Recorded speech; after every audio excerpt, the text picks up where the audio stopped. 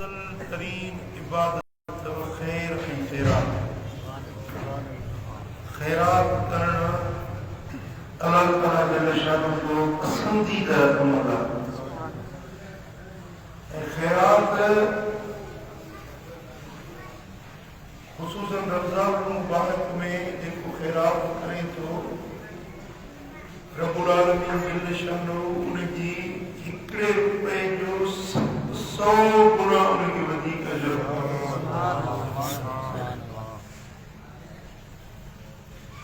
ऐं खैरात खे अल्लाह तबारक व तआला जल्ल शान पंहिंजे पाने जे लाइ वधाए कीअं जीअं हुज़ूर अलैहिस्सलातु वस्सलाम ने मिसाल ॾिनो आहे सही बुखारी में सही मुस्लिम में सुनन नसाई में अबू हुरैरा रज़ियल्लाहु तआला अन्हु का रिवायत आहे। हबीब करीम फरमाया मन तसद्दक़ बिइदल तमरतिन मिन कसबिन तय्यब देखो माण्हू हलाल कमाई वजा खैरात करे तो वरी हिकिड़ी खजूर जी हिकिड़ी कड़ी खैरात करे पर हुजे हलाल कमाई में छो वला यक़बलुल्लाहु इल्ला तय्यब अल्लाह ताला खैरात उहा क़बूल कंदो आहे जेका हलाल कमाई वजा हुजे। हराम जी कमाई वजा खैरात कबूल न पवंदी आहे।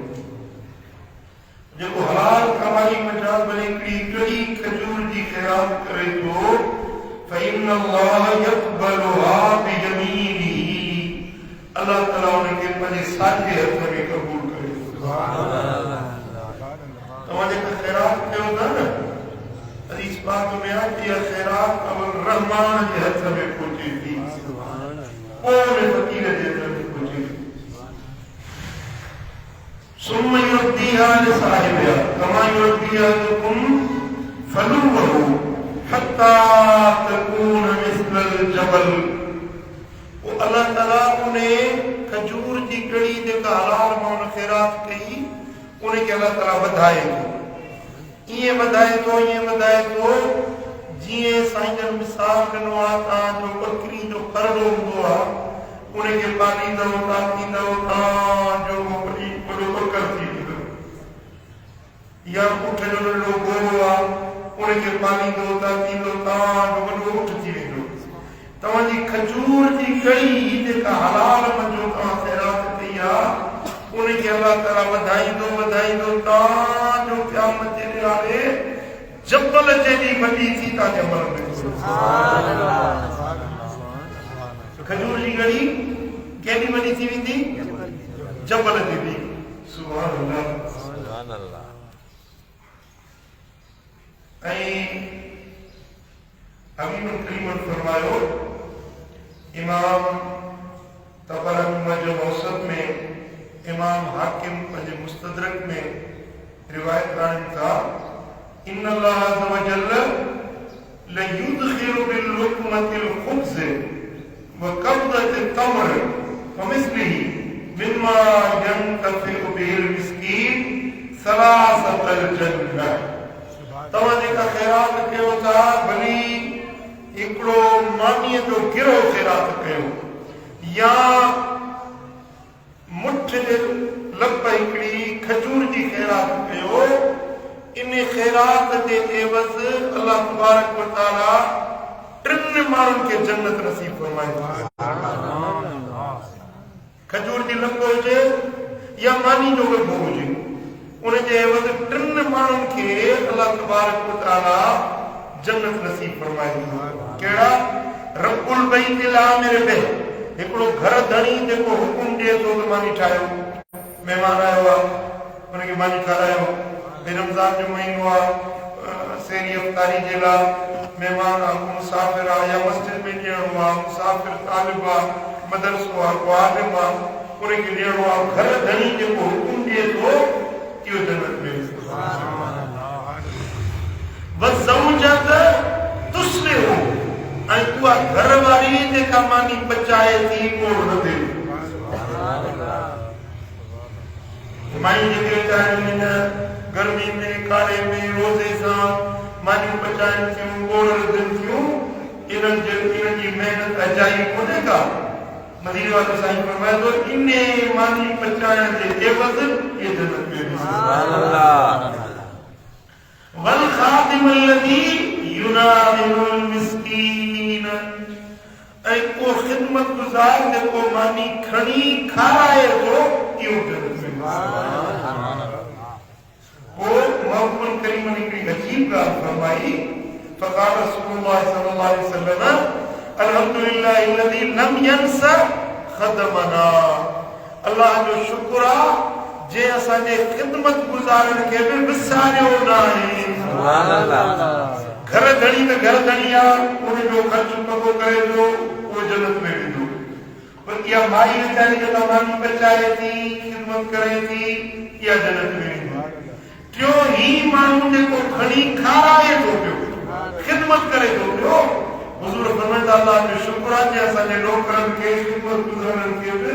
विसारियो नाहे उन जन्नत सुभान अल्लाह सुभान अल्लाह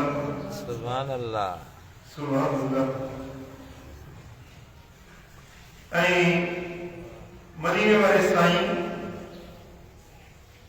टे ॻाल्हियूं फरमायूं उम्मत खे टे ॻाल्हियूं ये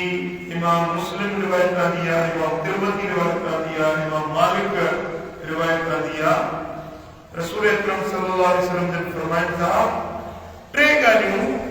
उन जा नतीजा साईं जन ॿुधाया आहिनि ऐं कसमा कसमी पर फरमाइंदा मा नकसत सदक़तुन मिन माल खैरात माल के घटाईंदी नाहे या का पक जाए सुभान अल्लाह तो समझो तो खैरात करण सां मां घट कुछ ता यकीन जानो घट को न वधंदो सुभान अल्लाह खैरात माल के घटाईंदी नाहे बल्कि वधाईंदी किले गाल ता यकीन को मदीने वाले साईं फरमाओ या ग्रंटेड गाल बगैर के शक शुबे ऐ भी साईं फरमाइंदा वमा ज़ादल्लाहु अब्दन बिअफ़्विन इल्ला इज़्ज़ा बानो जने माफ करे तो माफी ॾियण सां उन जी इज्जत घट भी ना है पर उन जी इज्जत वधी वेंदी सुभान अल्लाह माफ करण सां बख्श करण सां कर इज्जत वधी वेंदी के ज्यादती कहीं के जुल्म कयो उनके माफ करे अल्लाह ताला उनकी इज्जत वधाए सुभान अल्लाह खैरात सां छा वधंदो माफ ऐं माफ करण सां इज्जत ऐं के नंबर ते साईं फरमाए त वमा तवादा आदुन लिल्लाहि इल्ला रफ़अहु अल्लाहु अज़्ज़ व जल जेको माण्हू अल्लाह जे ख़ातिर न्याज़मंदी निमड़त कंदो अल्लाह ताला उन जा दर्जा बुलंद करे सुभान अल्लाह निमड़त करे न्याज़मंदी करे अल्लाह के माण्हुनि खे ॾेखारण जहिड़ा न चापलूसी करे हिकिड़ा माण्हू निमड़त न्याज़मंदी कंदा आहिनि चापलूसी कंदा आहिनि के वॾेरे जी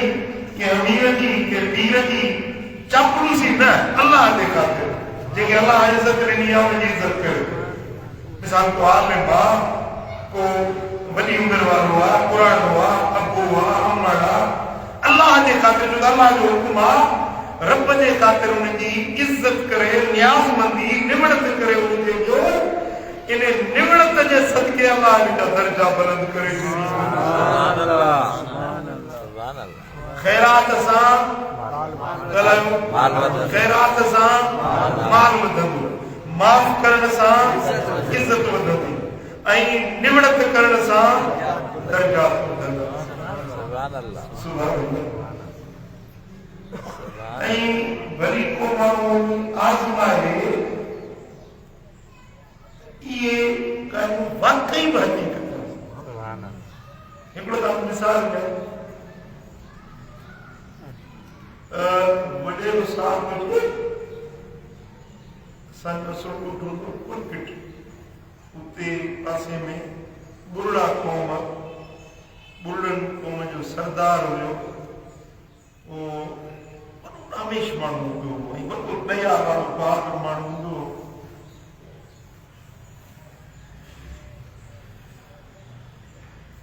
हिकिड़े ॾींहुं पंहिंजे घर में वेठो हुजे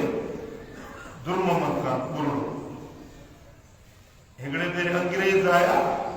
पाकिस्तान ठहण खां अॻु जी ॻाल्हि, अंग्रेज़ आया त अंग्रेज़नि वटि दाल कोन्हे, दाल खे दाल पढ़ंदा आहिनि। हुन अंग्रेज़ पुछियो डुर मोहम्मद बुरोड़ी किथे आहे, डुर मोहम्मद बुरोड़ी किथे? हे जीअं घोड़े तो नथो त हुन पहिरियों अंग्रेज़ कलेक्टर हुया, उन वक़्त जो कलेक्टर अंग्रेज़ जो हिन वक़्तु संदसि वज़ीर आला थियो, हुनजो इहो नालो हुनजो डुर मोहम्मद हो। हेॾी कावड़ लॻी ठगा त लंबा कंदा जो टोपलो वञी अंग्रेज़ घोड़े ते इहो थी अहिड़ो तपनि सख़्तु मिज़ाज हूंदो। हिकिड़े ॾींहुं घर में वेठो हुजे, संदसि नौकिरियाणी घर जी ख़िदमत गुज़ार वारी ॾियण वारी, उन कुतो आयो घड़ी घड़ी पियो थावनि में ॾेवड़े को अची या को बोल पियो, कुतो घड़ी घड़ी पियो अचे, ईअं बुंडी खणी कुते खे माई जो हथ को ईअं तिड़कियो, बुंडी वञी वॾे टिकड़ में हिते जो लॻसि लोंगड़ी में हथ पियो वहे, ऐं माई हीअं ॾके पई त हेड़ो सरदार साहिब ऐं हेड़ो पंहिंजो कामेश माण्हू मूं हिनखे देवखां बुंडी आई आहे, अलाए छा कयो, माई ॾके पई उथियो त हीअं कई जो ज़ाल खे पोती खणी आई, पोती खणी उन माई खे पाराई, अमां न्याणी बिंज न कर, तो मूंखे ॾाढी वाणी त कोन्हे, मुंहिंजे नसीब में बि मूंखे लॻी आहे, तो मूंखे ॾाढी वाणी न आई आहे, तूं परेशान न थी। सही इहा उनजी दरगुज़र करणु, माफ़ी ॾियणु, ऐं उन हिकिड़ी नौकिरियाणी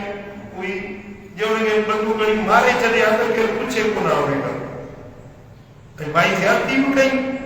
पर उनखे बचाए इंतकाम वठण जे, उनखे मारण जे, सज़ा ॾियण जे, उनखे पोती पाराए थी न्याणी तूं गम न कर, मां तोखे नाराज़ न आहियां, मुंहिंजो नसीब हुयो मूंखे इहा बुंडी लॻी हुई, तूं परेशान न थी। साईं इहो जो माफ़ कई त उहा ॻाल्हि घर जी हुई, पर पूरे राज्य में इलाइक़नि में नंढा वॾा अमीर ग़रीब हर पासे उहा ॻाल्हि मशहूर थी वई, ऐं उन वॾेरे साहिब जी उहा ॻाल्हि जेका हुई सभु दुनिया में मिसाल बणिजी वियो, पूरे इलाइक़े में उनजी इज़त हुई बि सरदार हुयो, पर उनजो 20 गुना इज़त उनजी न वधी।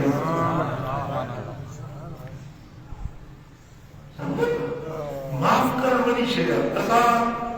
वटि को माण्हू साल को अचे माफ़ी वठण त ॾाढो आहे, को त माण्हू चुप करे, पर को हीणो हुजे उहो माफ़ी वठण अचे त असांजा हथ ख़ारिश कंदा आहिनि। असां चाहींदा आहियूं त को इंतकाम वठूं, बदिलो वठूं, पर अलाह खे माफ़ी वारा माण्हू वणंदा आहिनि, जेके माफ़ कनि था, अलाह उन्हनि जा दर्जात वधाए थो, उनजी इज़त वधाए। हेॾे लाड़ में सरदार थी गुज़रियो आहे, जत क़ौम जो, मलकानी क़ौम जो मामू ख़ान मलकानी, जाती जे पहिरियों उनजो ॻोठ आहे, उन ॻोठ जो बल्कि जत क़ौम जो सरदार मामू ख़ान मलकानी, उनजे राज जेके माण्हू का ग़लति ॻाल्हि कई, उहो कम कई, उनजो वॾो मुक़ाबिलो उनखे घुराई, सज़ा ॾियण जे लाइ उन माण्हू खे घुराई। उनखे जो ख़बर पई सरदार मामू ख़ान मलकानी कावड़ जी पियो, सरदार मामू ख़ान कावड़ जे हुनजी रंग लुड़ी वई, जड़ बुनियाद निकिरी वई। पोइ हुनखे जो ख़बर पई त सरदार साहिब कावड़ियो आहे, तो ॿार बच्चा ॼाणूं नंग वठी वॾेरे साहिब जी मुताक़ ते आयो माफ़ी वठण जे लाइ। वॾेरो साहिब जीअं पंहिंजे हवेली मां निकितो, ही साम्हूं अचे, न्याणियूं नंग वठी आयो, पहिरें पियो एॾो लठ घुरायो, हिकिड़ी लठ, ॿी लठ, हू ॿी लठ पियो करे हिनजे पेर ते कयो माफ़ी वठण जे लाइ, त हू सरदार साहिब जो कावड़ हुई न, हू लठ मारण शुरू कई त ओताक में हिकिड़ो मुसाफ़िर को परदेसी पूरो पुराणो को वेठो हुयो, वही कपड़ा ठंडे ही उथियो उथियो थी ना कुराड़ो तो वही सरदार साहब के पांव में हथ दे मामू खान भिटाई ये कौन चवा के तू तो करे ये छाचवा भिटाई ते भिटाई चवा तो पाए पांव गिची में अंगण जे अचन में अब गुण है बकचायूं ढोलिया थी ढक जन तोड़े लख वजन तब माफियों निजर बेदर सुभान अल्लाह ये बेटा ये जेवा तो तने दियो छे पण के माफ को लट करी छे कावड़ हो ना ये बाय भड़की पे कावड़ वाली में ये पाए के पानी पे चली वजे ये कावड़ चली जैसे जीवन बात बेटा ही सच जेवा बेटा ही सुनी सलाह दी मामा का मजी को माफ तने तैयार वाला के सरदार त अगे ही हुयो पर उन्हें माफी के करे उन्हें जी इज्जत अञा अल्लाह ताला बुलंद करे छडी समझता हुजूर अलैहि सलाम जन फरमाइन था त वमा ज़ादल्लाहु अब्दन बिहब्बिन इल्ला इज़्ज़ा माफी ॾियण सां अल्लाह ताला पाने जी इज्जत खे वधाए छॾी ऐं ख़ैरात करण सां छा वधंदो आहे माल वधंदो आहे हुजूर जब पंहिंजी उम्मत खे कुझु ॻाल्हियुनि जो ताकीद फरमायो आहे कनि ॻाल्हियुनि जी पारत कई आहे छा तव्हांखे ॿुधायां त तव्हां अमल कंदव जी सुनन इब्न माजा में हदीस हज़रत जाबिर बिन अब्दुल्लाह अंसारी रज़ियल्लाहु तआला अन्हु फरमाइन था हुजूर अलैहि सलाम ने फरमाया या अय्युहन नास तूबू इलल्लाह क़ब्ल अन तमूतू ए इंसानो मरण खां अॻु में तौबा कयो या मुस्तफा सोने जी पार सही फरमाता मौत अची वञेव न उन खां अॻु में तौबा कयो अॻु में अल्लाह का माफ़ी वठो मथां जो मौत अची वञे ऐं मौत जो वक़्तु कंहिंखे ख़बर न आहे त मूंखे मौत कॾहिं ईंदी तव्हांखे पक आहे त कॾहिं मरंदव मूंखे त पतो कोन्हे जी कंहिंखे यकीन आहे त मां अञा 5 साल जेलो हूंदुसि या 25 साल जेलो हूंदुसि या 5 कलाक या 5 मिंट कंहिं वटि गारंटी कोन्हे साईं फरमाईंदा मौत अचानक ईंदो उन खां अॻु में सुभाणे जो इंतजार ऐसा ही फरमाइन था बादिरू बिल अमाल सालिह क़ब्ल अन तुशगलू जो मशगूल थी वञो दंदन में मशगूल थी वञो उन खां अॻु में चङा अमल करे वठो जेका वाद खाई न वञी ना हीअं रमज़ान में वांदा वेठा आहियो मस्जिद में बेटा तस्बीह पढ़ो बेटा जिक्र कयो बेटा अल्लाह के याद कयो जेका वांद काई न बदनी आहे इन को कदर कयो इन वांद काई के चंगन कमर में गुजारियो समझो था ऐं टी ॻाल्हि साईं फरमाईंदा वसिलु लदी बैनकुम व बैन रब्बिकुम बिकसरत ज़िक्रिकुम लहू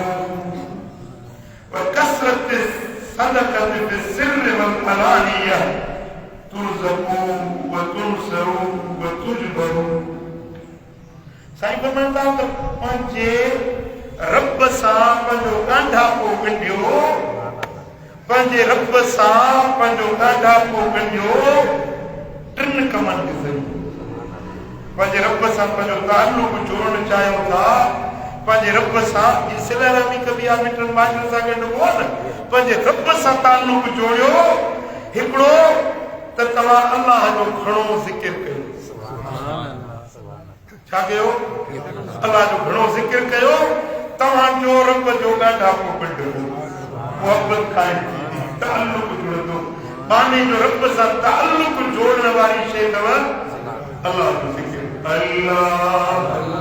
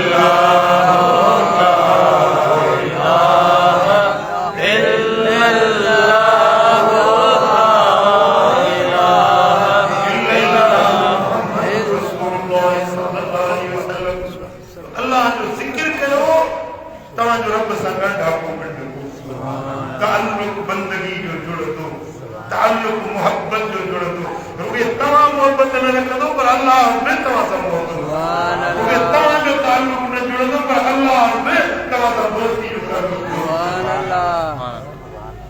ऐं ॿी ॻाल्हि जेकॾहिं तव्हां पंहिंजे रब जी कुर्बत चाहियो था रब जो ॻंढापो चाहियो था रब जी वेझड़ाइप चाहियो था त पोइ हीअं कयो वकसरत सदक़त बिस्सिर वलअलानिया घणी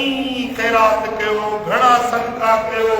कॾहिं लिकी छपी कॾहिं ज़ाहिर ज़ूर पर ख़ैरात घणी कयो तव्हांजो रब सां ताल्लुक जुड़ी ख़ैरात कंदो तव्हांजो अलाह सां मुहबत जो ताल्लुक जुड़ी वेंदो ऐं ख़ैरात करण सां वरी टे फ़ाइदा तव्हांखे ॿिया थींदा घणा सदके ऐं ख़ैरात सां घणा फ़ाइदा थींदा पहिरियों तुरज़कू तव्हांखे रिज़्क़ ॾिनो वेंदो ख़ैरात करण सां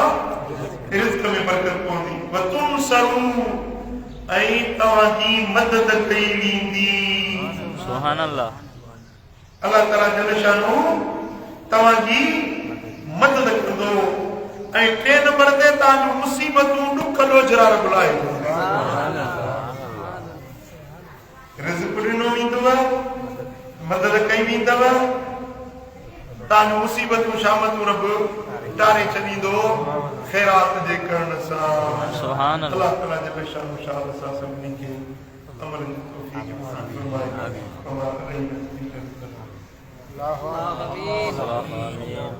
अल्लाह आमीन।